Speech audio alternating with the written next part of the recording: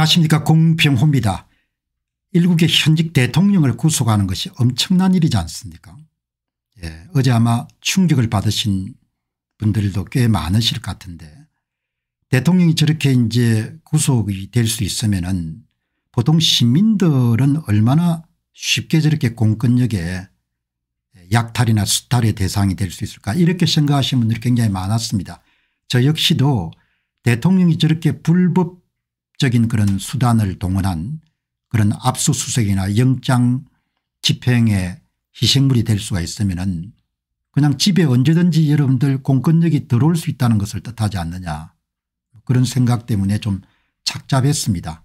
그렇기 때문에 대통령에 대한 영장 집행이나 이런 부분들은 아주 엄격해야 되는 것이죠. 적법한 절차를 따라야 되고 법을 준수하는 것이 영장을 발급하는 판사나 그리고 또 압수수색 영장을 집행하는 그런 수사관들이나 검사들이 명심해야 될 것은 합법적인 절차와 적법 절차에 따라서 모든 것을 진행해야 되는 거죠. 그런데 어제 모든 것이 불법이었지 않습니까? 그것도 엄청난 불법이었습니다. 그냥 한 번의 불법이 아니고 압수수색의 여러분들 대상 선정도 불법이었고, 해당 기관이 기본적으로 수사를 할 수 있는 그런 기관도 아닌 거고, 판사가 불법이름 영장을 발급한 것이고, 집행하는 과정에서도 어마어마한 여러분들 불법이 있었고, 그러니까 어제 그 불법을 저지른 걸 보면서 저는 대한민국의 586 그런 운동권 출신들이 갖고 있는 사고방식, 그러니까 본인들이 추구하는 목표를 달성할 수가 있으면 모든 것은 합리화되고 적법화될 수 있다, 이런 모든 것을 도구와 수단으로 삼는 그런 의식세계의 한 단면을 파악하는 그런 계기였거든요. 한번 따져보시죠. 이 공수처장이 이제 영장을 청구했는데 지금 이제 공수처장의 수사를 받는 상황이지 않습니까? 어제 대통령이 손편지에서도 말씀을 드린 한 바와 같이 공수처법 제31조는 공수처가 수사 대상으로 삼을 수 있는 고위공직자의 범위를 구체적으로 나열하지 않습니까? 뭐 대법원장부터 시작해서 국회의원까지. 그러니까 공수처의 수사 대상에 대통령이 포함이 되어 있지 않지 않습니까? 그러니까 수사 대상으로 삼을 수 있는 사람들이 고위공직자를 구체적으로 언급하고 있지 않습니까? 그게 대통령이 없지 않습니까?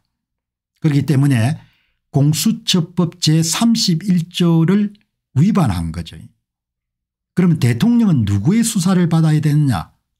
서울중앙지검의 수사를 받아야 되고, 이 내용이 공수처법 제26조에 명확하게 이렇게 명기가 되어 있는 거죠. 그러니까 어떻게 여러분들 이렇게 불법을 저지를 수 있는지 공수처장은 별로 이렇게 걱정을 안 하는 모양인데, 이걸 이제 국민들이 다 알게 될 거란 말이죠. 어제 많은 국민들이 충격을 받았습니다. 그리고 구체적인 내용은 뭐가 불법인지 아직 잘 모르고 있을 겁니다. 그러나 이것이 낱낱이 여러분들 국민들에게 알려지게 되면은 공수처장의 모가지를 여러분들 내놓으라는 이야기가 높아질 거거든요. 일단 대통령 수사권이 없는 겁니다. 공수처법에 따르면은 법적 근거가 있어야 될 거 아닙니까? 그다음에 이번에 이런 영장을 발급한 판사를 한번 보시기 바랍니다. 이 판사는 치명적인 여러분들 이순영 판사인데 또 하필 여러분 전라북도 무주 출신입니다. 그러니까 사람들이 계속해서 편견을 가질 수밖에 없는 겁니다. 전라도 판사가 판결을 따르하고 경기도 판사가 판결을 따르하면 어떻게 되느냐 이야기죠. 1차 영장을 여러분들 발급한 사람은 전라도 판사고, 2차 영장을 발급한 사람은 경기도 가평 출신 판사입니다. 완전히 여러분들 판사가 영장을 다르게 발급한 거죠. 보통 시민들이 이걸 잘 모를 겁니다. 그런데 이제 곧 알게 되겠죠.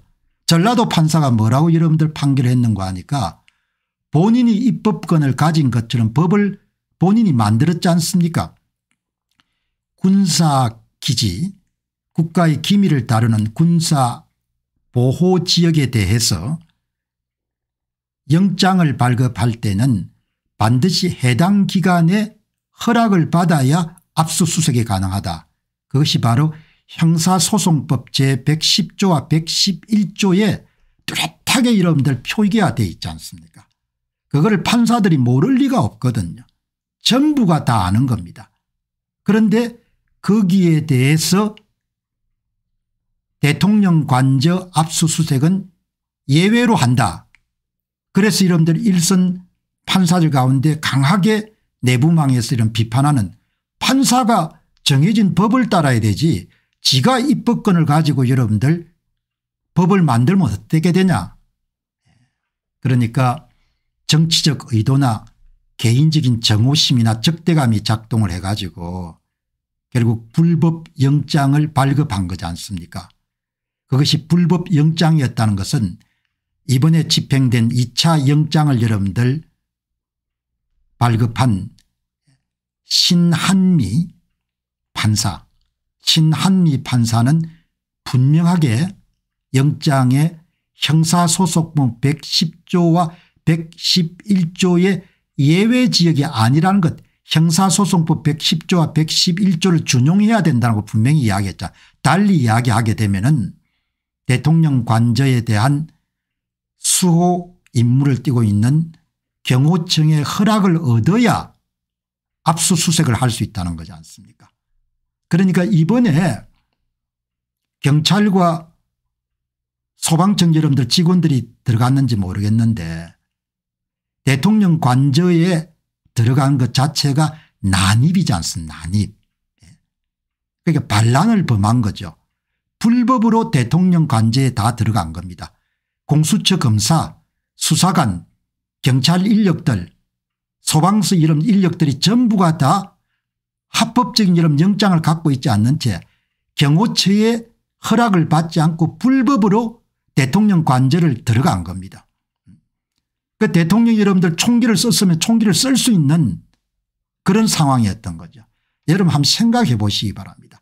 대통령 관저에 불법적으로 여러분들 경찰과 공수처의 수사관과 검사들이 난입하는 것이 있을 수 있는 겁니까? 말이 안 되는 짓들을 하고 있지 않습니까?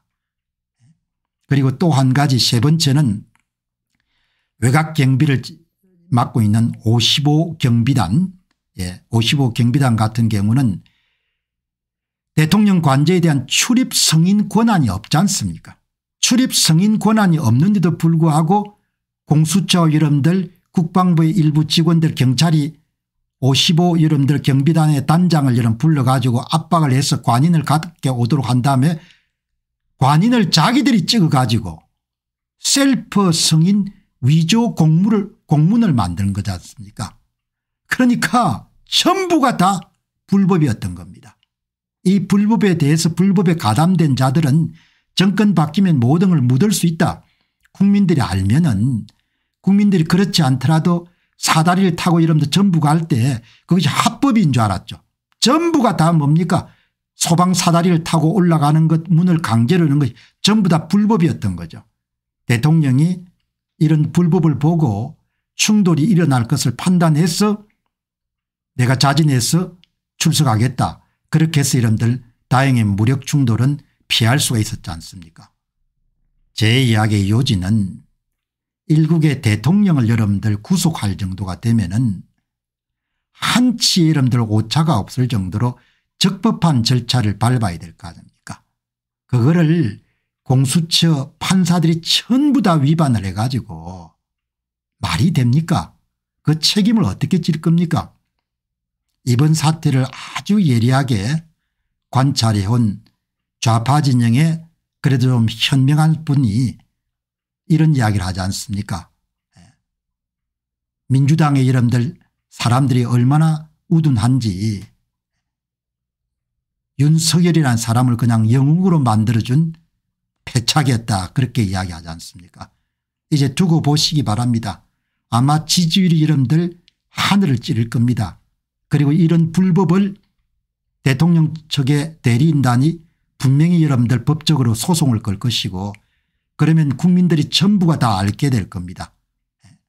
공수처가 얼마나 불법 수사를 했는지 영장을 발급한 전북 무주 출신의 이런 판사가 얼마나 개인적 정오감과 적대감 그리고 편견에 따라가 여러분들 본인 스스로가 입법자가 돼 가지고 군사시설에 여러분들 해당 책임자의 책임도 덕하지 않고 그냥 여러분들 밀고 들어갈 수 있는 그런 어처구니 없는 형사소송법 110조와 111조를 위반하는 그런 영장을 발급했는지 55 경비단 단장을 여러분 압박해 가지고 셀프 성인 위조 공문을 만들어 공문서 위조죄지 않습니까? 다들 정신들이 나갔습니다.